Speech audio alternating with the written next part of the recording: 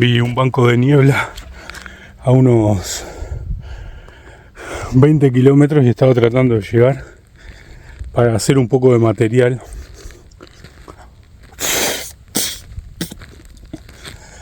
para que digan después todos estos fantasmas que promuevo vuelos, no sé qué historia. Parece que estoy promoviendo asaltar bancos o no sé qué historia tienen. Pero se me fue el banco de niebla. Las montañas hacen como un muro. Allá se ve.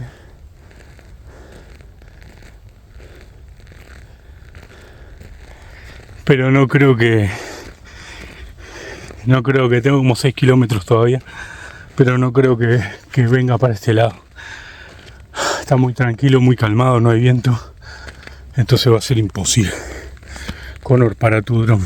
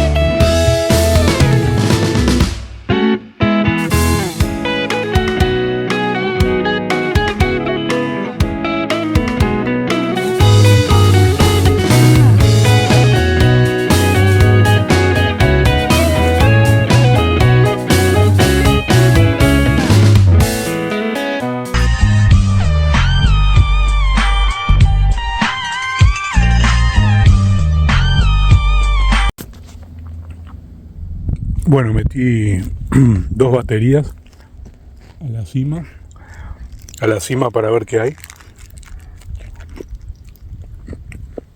Tengo que subir esta y tengo que subir el Piu Campana. Pero bueno, a ver cuándo. Ahora ya es tarde. Hasta el invierno.